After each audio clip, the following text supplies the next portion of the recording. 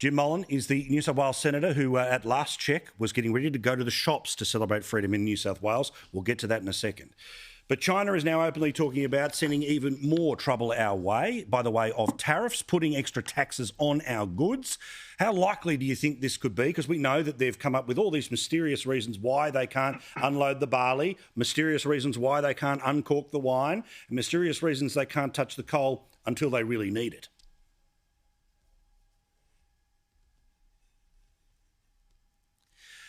So, Jim, do you believe that they're going to be actually doing this? Paul, it's quite unbelievable, and because they've told us now that the worst is yet to come. And yeah, okay, well, the worst is yet to come.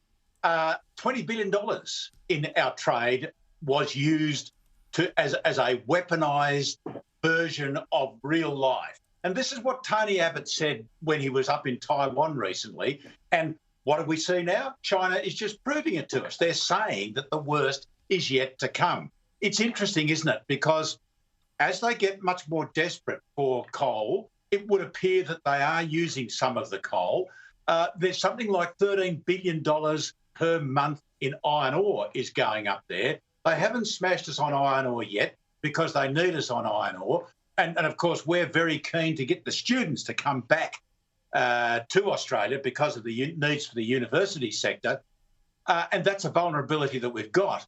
I think we've got to take this for what it is. There's a lot of rhetoric in here, but $20 billion over the last 12 months or so in wine, in beef, in barley, in seafood, in wood, and in coal, of course, is a fact. They have done this to us, and they have weaponised trade. Tony Abbott said it, and he's one of the few people, apart from a couple of young Liberal members of Parliament and me and you, who are saying that China is a regional problem. Yeah, they might do it to us, Paul, but they're cutting off their nose to spike their face. And that's exactly what China has just said to us. Australia, you're cutting off your nose to spite your face. Where do we go from here, mate? I'm not too sure. Yeah, absolutely. And also what's important to note here too is that, you know, I think that China's play going into the next election is going to be Australia and China are mates. We should get along. It's just that crazy Prime Minister you've got.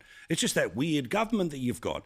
And you'll have the Labor Party saying manage the relationship and all the rest of it. There's 1.3 million people in the diaspora. I don't know what message they're going to get from the local media that is, of course, heavily influenced by what's happening in Beijing. But let's not forget here, while China does play the long game, they've got an eye on the next few months, and they know that if they can turn up the noise specifically about specific characters, including the Prime Minister or the former Prime Minister or yourself or James Patterson, then they make it look like there are aberrations rather than national conviction here.